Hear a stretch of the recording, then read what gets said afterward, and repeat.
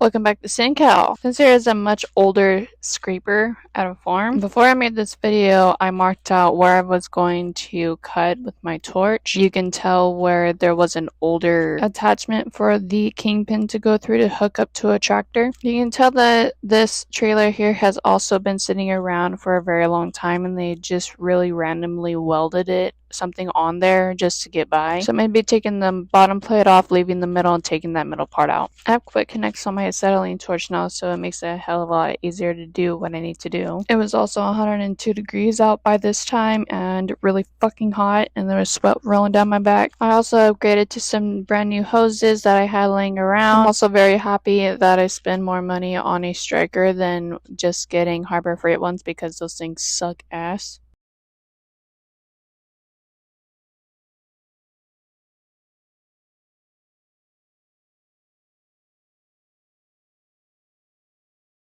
So I'm getting rid of this first plate right here. I'm starting on the corner. No, I don't have my PPE on right now, and it's in the truck. It was just really fucking hot. Anyways, I decided to go onto the corners, and then I went to the other corner to change my mind, and whatever was comfortable for me, I decided just to go onto that route.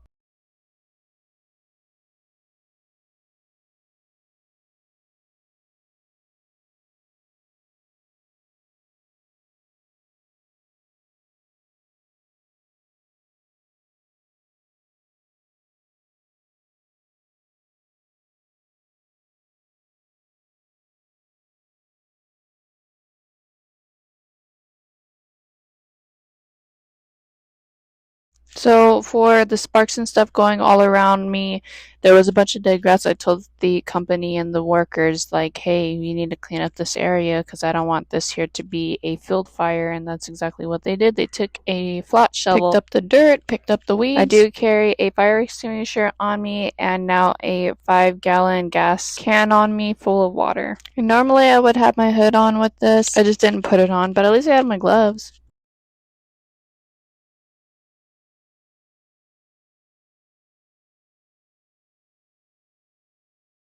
We all know how to cut with the torch. But going on to the front area here, we're just cutting along and making sure we're staying at least inside the pipe.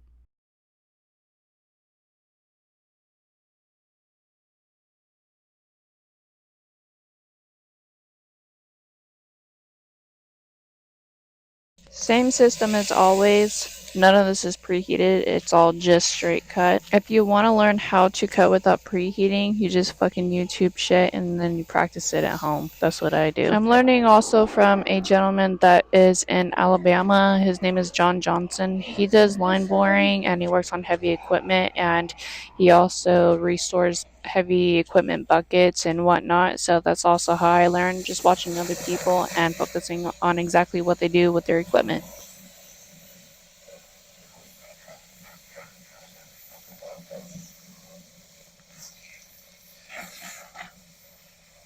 Everything that I show on here, I've either learned it from somebody else, I've taught myself, or I just fucking practice my ass off and not get distracted by other stupid shit. To not cause a fire, keeping everything inside of the actual pipe. But it's good to be safer than sorry. You can hear it sizzling now.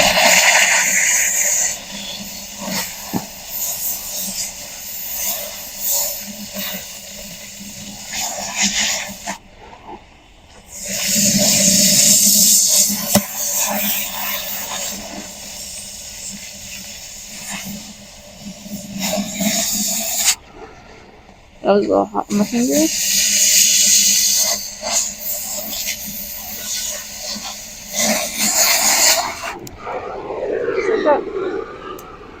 That's it. I think it's cool down. This one here is self-explanatory.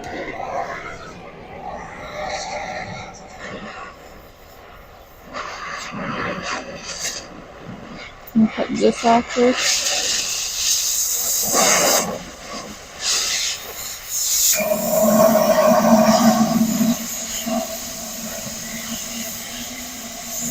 You want to cut above the line? the rough guy, but whatever. Take care of it. Turn myself around.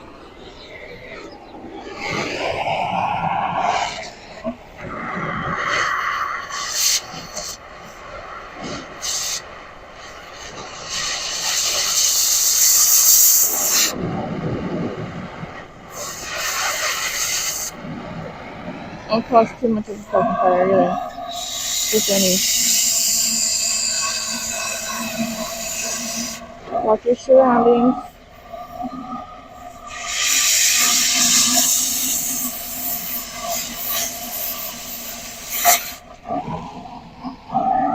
Keep it all within range.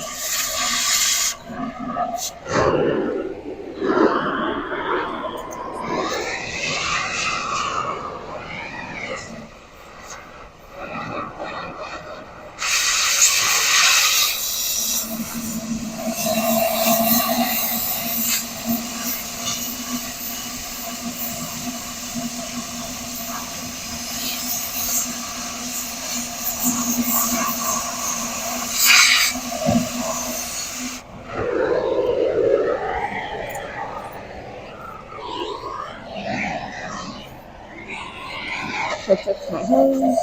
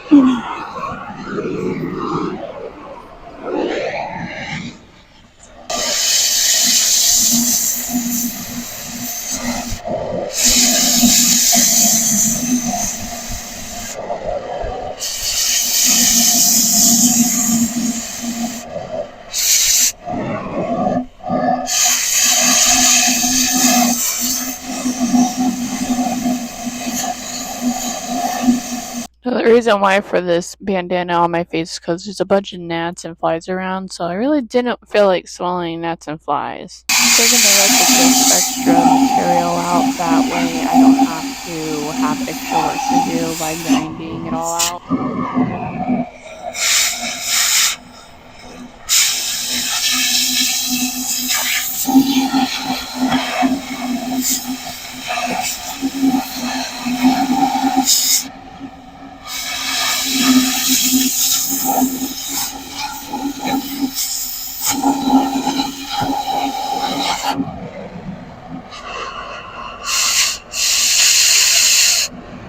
So now I'm going to grab my sledgehammer and hammer in this square tubing pipe. I had a dent on the bottom of it because it was pushed out from the previous stick out that was there. So just to make my life easier, I went in with my acetylene torch and my sledge and I hammered that bitch in.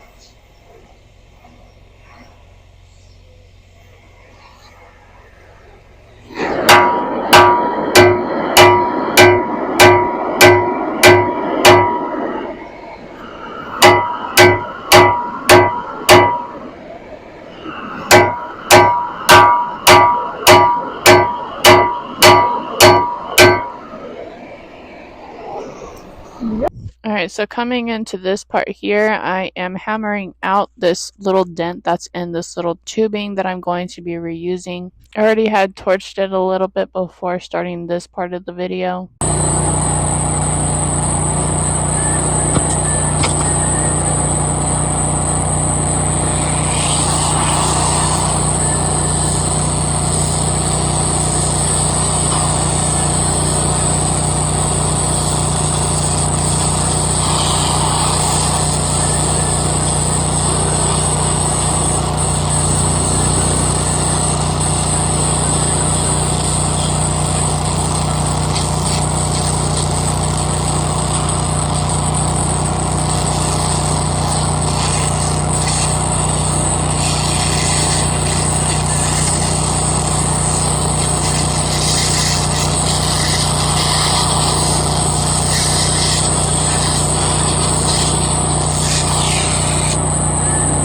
I didn't remove the slag yet from the acetylene torch cut because I wanted that to actually be an even cut whenever I get done hammering it down.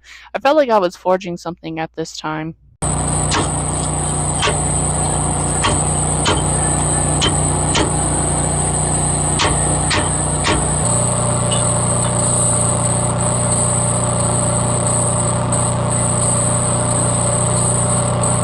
Alright, so at this time here, it would be flat stock 20 inches by 4 inches, and then I ended up taking a whole solid roll of 6-inch cold roll, making myself the kingpin myself. Ended up making a little jig so that way the pen doesn't have any sharp or jagged edges. I then took a washer and I put it just below where I drilled some holes into the pen and pretty much welded it on there with some flux, and then I bent with some map gas, a nice little 1/4 inch rod in the actual kingpin itself, bent it, welded that on, stuck it all the way through the holes, and here we are. So I actually die grinded both the holes inside of this makeshift hitch, and both holes still do line up to this day because I made sure of that shit. I ended up getting my third hand out because I really just needed it. This magnet wasn't doing anything from Harbor Freight, so old school, here we go. Now you guys can really see it coming together. I just pieced it together like a damn puzzle and then welded it, made sure that the hitch itself was tacked in, and then straightened it out with the sledge. Stepped back a little bit, made sure that it was eyeball approved because I didn't have any time to measure anything out. So for this hitch, I ended up drilling 2 holes in the top and in the bottom.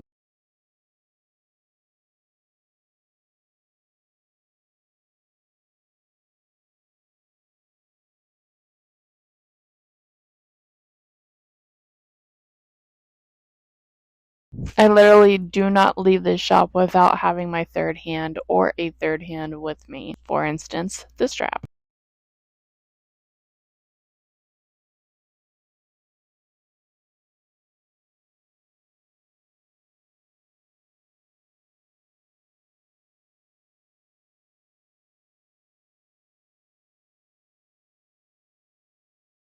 I can't really play the audio because I didn't know that I had music playing on my phone while filming, so yeah, I don't want to get copyrighted.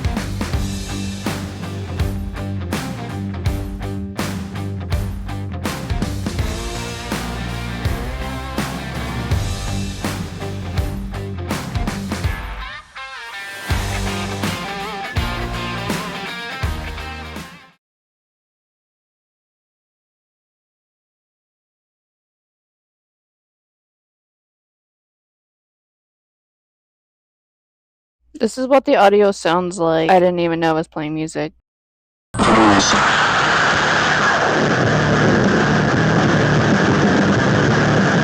That kind of sucks. So anyways, I'm getting into this awkward position. Isn't that what it is? Welders do it in all positions, I guess. Now you guys can see that I have my PPE on now and my hood. I'm not going to be wearing the Art Captain anymore because I don't really like the hood anymore. I'd rather have a big window to look out of. I had a slow motion it right here. It's cool.